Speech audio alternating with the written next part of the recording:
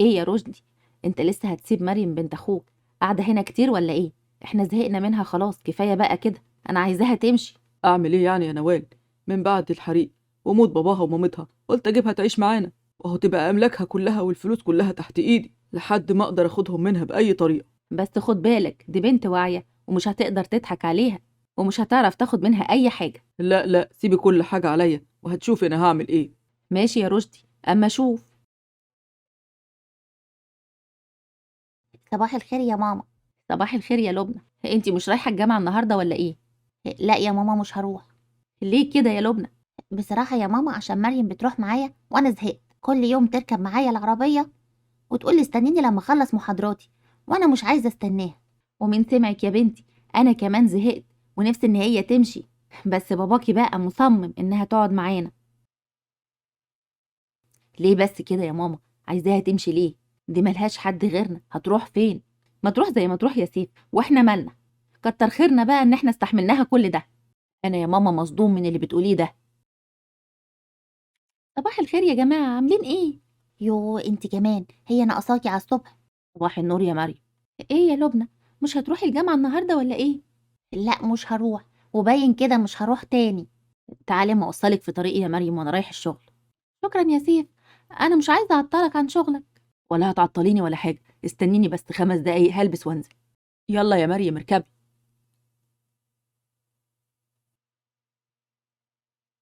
وقفت هنا ليه يا سيف؟ هنزل اشتري حاجه. خدي يا مريم السندوتشات دي، انا عارف ان انتي ما فطرتيش وبتفضلي فتره طويله في الكليه.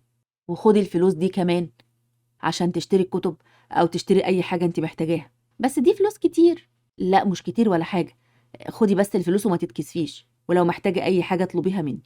شكرا يا سيف. انا مش عارفه اقولك ايه، بس انا محدش اهتم بيا كده بعد موت بابا وماما. مش عايزك تزعلي ابدا يا مريم، انتي اقوى من كده. يلا اركبي بقى عشان ما تتاخريش على المحاضرات.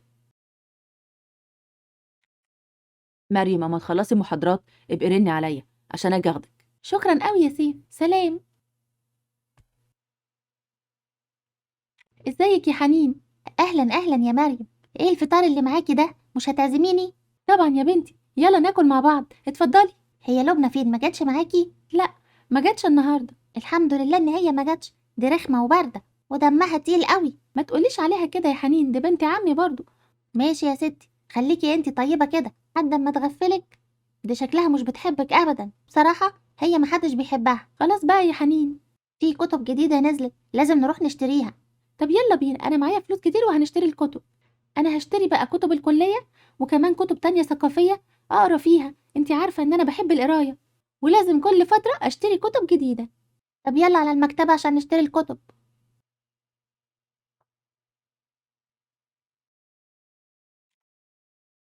يلا بقى نستنى الأتوبيس عشان يوصلنا. مريم يا مريم. مين ده يا مريم؟ ده سيف ابن عمي. يلا سلام، اشوفك بكره بقى. ايه يا مريم، انت واقفه بقالك كتير؟ لا مش من كتير ولا حاجه، احنا لسه مخلصين محاضرات وكنا مستنيين الاتوبيس عشان نمشي. مش انا قلت لك اتصلي بيا اما تخلصي محاضرات؟ ابدا، ما حبيتش ازعجك. تاني يا مريم؟ طب يلا اركبي. ايه كل الكتب اللي معاكي دي؟ ابدا، اشتريت كتب الجامعه واشتريت كتب تانية كمان عشان انا بحب القرايه. يعني انت خدتي الفلوس اشتريتي بيها كلها كتب وما اشتريتيش لنفسك اي حاجه؟ انا بحب الكتب قوي وبحب القرايه. طب انت كنت هتشتري الكتب ازاي وانت ما طلبتيش فلوس؟ ابقي اطلبي فلوس من بابا، انت عارفه ان بابا مسؤول عنك وعن املاكك وليكي فلوس كتير معانا، يعني تطلبي براحتك واللي انت عايزاه. ايه ده يا سيف، انت رجعت من الشغل؟ ايوه يا ماما، وجبتي مريم كمان معاك؟ ايوه يا طنط، سيف كتر خيره ووصلني وعدى عليا بعد الجامعه. ايوه، اصل سيف حنين وطيب من يومه. شكرا يا ماما على التريقه. اما اروح بقى اتفرج على التلفزيون، اكيد البرنامج اللي انا بحب اتفرج عليه شغال. برنامج ايه ده بقى اللي انت مهتمه بيه وعايزه تتفرجي عليه؟ برنامج من سيربح المليون. وانت بتصدقي يا مريم الكلام ده؟ ده كلام كله مش حقيقي. مين بس اللي هيدي 1,000,000 جنيه؟ لا اكيد حقيقي، انا كل مره لازم اطلبهم عشان اشترك في المسابقه، انا بحب المسابقات دي قوي. ماشي براحتك يا مريم، اسيبك بقى تتفرجي. هاتي يا مريم ريموت التلفزيون، عايزة اتفرج على مسلسل انا متابعاه. بس انا يا لبنى بستنى البرنامج ده، ده بيجي في الاسبوع مره واحده، وكمان مش بيتعاد، لكن انت تقدري تتفرجي على المسلسل وبيتعاد في اي وقت. لا يا مريم، هاتي الريموت بقى عشان انا اللي هتفرج على المسلسل، هو شغال دلوقتي. هاتي الريموت ده. يا بيتي انا، يعني انا اللي اتفرج براحتي. اعمل ايه بس؟ من بعد موت اهلي وانا محدش بيهتم بيا، حتى عمي اللي المفروض يراعيني ويهتم بيا واخد كل فلوسي ومش بيديني حاجة منها. افتح يا مريم يا بنتي. ادخل يا عم اتفضل. ازيك يا مريم يا بنتي؟ كان في شوية ورق عايزك تمضي عليهم بخصوص الأملاك بتاعتك، عايزين نخلص حسابات. يلا امضي. ورق ايه بس ده يا عمي؟ ما ينفعش يستنى لبكرة؟ انا راجعة تعبانة من الجامعة ومش هقدر اقرا الورق. مش لازم تقري يا مريم، امضي وخلاص، وانا همضيكي على حاجة مش مظبوطة. ايوه يا عمي، بس انا همضي على حاجة معرفهاش ازاي؟ انا لازم اقرا الورق كويس الاول. امضي بقى يا مريم، ما تزهقنيش. حاضر يا عمي، هات الورق وانا همضيه. كده خلاص يا عمي مضيت، في حاجة تاني؟ لا كده خلاص، شكرا يا بنتي، يلا سلام. يا ريتني مشيت زي بابا وماما وسبت الدنيا الوحشة دي. خلاص يا نوال، مضت على الورق كله والتنازل بقى معايا وكل حاجة بقت باسمي، فلوسها وممتلكاتها. مش قلتلك انها هتصرف؟ برافو عليك يا رشدي، كويس انك عملت كده بسرعة عشان انا خلاص زهقت ولازم نمشيها. لبنى، ممكن استلف الشنطة بتاعتك النهاردة عشان شنطتي باظت وما عنديش غيرها؟ لا يا مريم، انا مش ممكن اديكي اي حاجه خاصه بيا. انا مش بحب ادي لاي حد حاجه من بتاعتي، ويا ريت بقى ما تطلبيش حاجه تاني عشان هقولك لا. اسفة يا لبنى، مش هطلب منك حاجة تاني. ويا ريت بقى تشوفي حد تاني يوصلك الجامعه عشان انا مش هوصلك معايا تاني. ليه كده يا لبنى؟ ما احنا كنا بنروح مع بعض. خلاص كده، اللي عندي قلتهولك. يا ريت بقى تروحي لوحدك ولا تروحي مع اصحابك، دي مش مشكلتي. ماشي يا لبنى، انا هتصرف. اعمل ايه بس؟ ده انا لو الشغالة مش هيعاملوني كده، هيعاملوني احسن من كده. بعد الايام الحلوة اللي عشتها مع بابا وماما يحصل فيا كده؟ ايه يا مريم، مالك حزينه كده ليه؟ وليه شايله الكتب كده؟ ابدا يا حنين، الشنطة بتاعتي اتقطعت وانا ما عنديش غيرها، وطلبت من لبنى ورفضت، وكمان وقفت كتير عشان الاقي مواصلات واتأخرت، وفي الاخر بقى جيت مشي. دي وحشه قوي. ازاي بتتصرف معاكي بالطريقه دي؟ معلش يا مريم، اكيد ربنا هيعوضك. بس انت ليه ما بتطلبيش فلوس من عمك؟ انت كنت غنيه قوي وعندكم فلوس كتير. عمي هو اللي ماسك كل حاجة وانا بتكسف اطلب منه الفلوس. لا يا مريم، ما تسيبيش حقك. يعني لبنى تشتري العربيه اللي هي عايزاها وتصرف كل الفلوس براحتها، وانت صاحبه الفلوس دي كلها مش عارفه تشتري اي حاجه ومش عارفه تاخدي فلوسك. فعلا يا حنين، انا لما ارجع لازم اطلب حقي، انا مش هينفع اسكت على كده، انا بجد تعبت معاهم قوي. ازيك يا طنط؟ هي مش بترد عليا ليه اما اروح اتكلم مع عمي واقول له ان انا محتاجه فلوس؟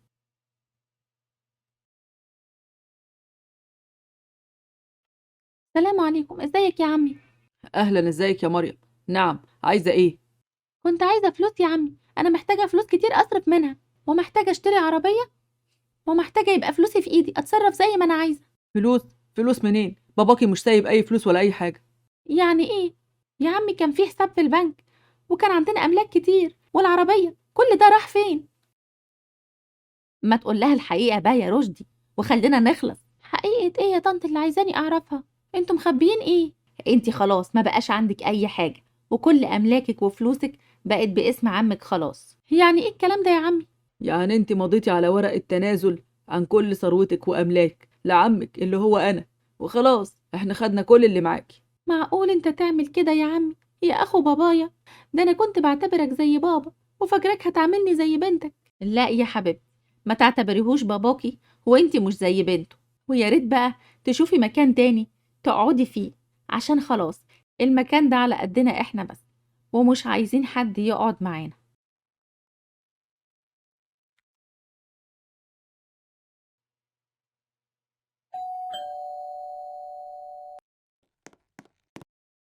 ايه ده؟ مريم، تعالي يا بنتي، ادخلي ادخلي. احكي لي بقى يا مريم، ايه اللي حصل؟ مالك؟ عمي، عمي يا حنين ضحك عليا وخد كل فلوسي، مضاني على ورق التنازل من غير ما اخد بالي عن كل حاجه، وكمان مراته طردتني بره البيت. انا مش عارفه ازاي يا بنتي، هما كده. معلش يا مريم، ما تزعليش، اكيد حقك هيرجع. سلام عليكم يا ماما، هي مريم فين؟ مش موجوده في البيت. مشيت يا حبيبي. مشيت راحت فين يا ماما؟ ما اعرفش، هو أنا هراقبها يعني؟ أهي مشيت من البيت وخلاص وارتحنا منها. ايه يا ماما اللي بتقوليه ده؟ بص بقى يا سيف، انا هقولك الحقيقة ومش هنخاف منك. بابا مضاها على تنازل على كل ثروتها، وماما مشيتها من البيت. ايه ده يا خبر؟ ايه اللي انتوا عملتوه ده؟ انتوا ما عندكوش قلب؟ لا ما عندناش، ولو مش عاجبك روح دور عليها. ايوه يا ماما، مش عاجبني. انا مش ممكن ارضى بالظلم ابدا، ولازم هدور عليها والاقيها.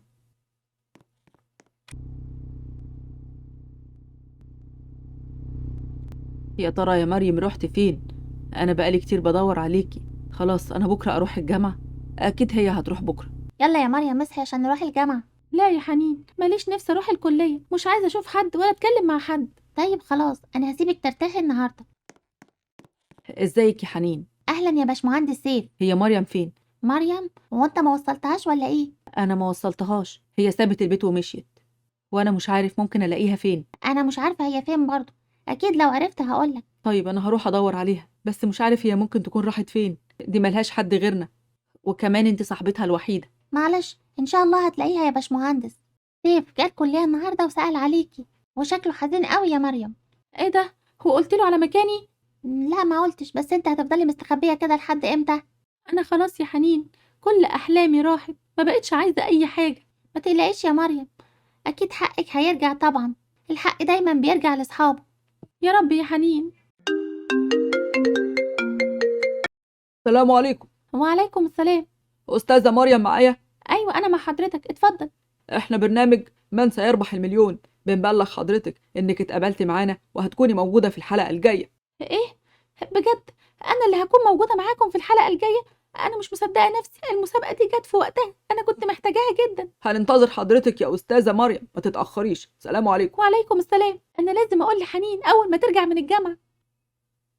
على فكرة يا مريم، سيف النهاردة جه الكلية وبرضه كان بيدور عليكي، كلميه يا بنتي طمنيه عليكي. سيبك من كل ده دلوقتي، المهم عايزة اقول لك خبر حلو. خبر ايه؟ قولي. انا هكون موجودة الحلقة الجاية في برنامج من سيربح المليون. واو يا مريم، يا بنت الايه ده، انت محظوظة قوي. يا سلام يا مريم بقى لو تكسبي المليون. يا رب يا حنين، نفسي قوي. اهلا بيكي معانا يا انسه مريم. متحمسه للمسابقه؟ ايوه متحمسة جدا، انا كنت بتصل كتير عشان اشارك في المسابقة، والحمد لله انا بشارك اهو. طب يلا، السؤال الاول، ايه اللي شغال في التلفزيون ده؟ مش دي مريم؟ وده البرنامج اللي هي بتحب تتفرج عليه؟ انا لازم اروح لها هناك، لازم اقابلها واتكلم معاها. الحقني يا رشدي، الدور الارضي كله بيتحرق، يلا ننزل نجري بسرعة ونتصل بالمطافي. رد بقى يا سيف، رد، ده وقته، ده وقته، ما تردش عليا. انا هفضل مستني هنا جنب مريم لحد ما تخلص المسابقه عشان اعرف اتكلم معاها. برافو، الاجابه صحيحه. المكتب يا نوال، والورق والفلوس وكل حاجه اتحرقت. يا خبر، كل الورق؟ حتى الورق اللي مضيت عليه مريم كله اتحرق وما لحقتش اسجله. يعني تعبنا راح على الفاضي، يا حظك المهبب يا نوال. اسكتي بقى يا نوال، هو انا ناقص؟ كفايه اللي انا فيه. السؤال الاخير معانا، اين تقع اهرامات الجيزه؟ في مصر، الاردن، ليبيا، السعوديه؟ تقع الأهرامات في مصر. الاجابه صحيحه، وبكده تبقى انتهت المسابقه، والف مبروك عليكي الجايزه. بجد أنا كسبت، أنا مش مصدقة نفسي. الف مبروك الجايزه، وده شيك ب1,000,000 جنيه، بالتوفيق دايما ان شاء الله. متشكرة جدا. مريم. إيه ده؟ سيف؟ مبروك يا مريم. أنت عرفت إزاي إن أنا هنا؟ شفت الحلقه في التلفزيون وقلت لازم اجيلك هنا. شكرا يا سيف. يا مريم انا بدور عليكي بقالي كتير وعايزه اتكلم معاكي، كل شويه يتصلوا بيا مع اني زعلان منهم، اما ارد عليهم واشوف في ايه. الو، ايوه يا بابا. الحقنا يا سيف يا ابني، تعالى بسرعه، الدور الارضي كله اتحرق. ايه؟ حاضر يا بابا انا جاي حالا. في إيه يا سيف؟ إيه اللي حصل؟ حريقة إيه؟ حريقه في البيت يا مريم، لازم امشي حالا. طيب يا سيف أنا جاية معاك. بابا، ماما، انتوا كويسين؟ ايوه يا ابني الحمد لله احنا كويسين، بس الاوراق والفلوس كلها اتحرقت. مش مهم بقى يا بابا، المهم انكم بخير. الحمد لله يا عمو إن أنت وطنط كويسين وما حصل لكمش أي حاجة. معقول يا مريم يا بنتي جايه بتطمني علينا بعد اللي عملناه معاكي؟ يا بابا، مريم اول ما عرفت الخبر جت معايا على طول. أصيلة يا مريم، وطول عمرك طيبة. وفي خبر كمان يا بابا، مريم كسبت 1,000,000 جنيه من مسابقة من سيربح المليون. بجد يا بنتي ألف مبروك، انت طيبة وتستاهلي كل خير. أنا كمان عايزة أقولك إن أنا من بكرة هسلمك كل أملاكك وفلوسك، وتبقى انت حرة التصرف فيها. بجد يا بابا، هترجع لها كل حاجتها؟ أيوة يا ابني، لأن اللي احنا عملناه ده ما كانش ينفع أبدا، دي بنت أخويا، المفروض كنت حافظ عليها، وعلى فلوسها، مش اخدها منها واخد حقها. والحمد لله يا ابني اللي حصل ده فوقنا من اللي انا كنت فيه. انا مش عارف كان ممكن يحصل لنا ايه احنا كمان. سامحيني يا مريم يا بنتي. انا مسامحاكم يا طنط. انا متشكره قوي يا سيف، عشان انت اللي كنت واقف جنبي وبتدور عليا. مريم تتجوزيني يا مريم؟ موافقه يا سيف، بس الاول اخلص الكليه بتاعتي.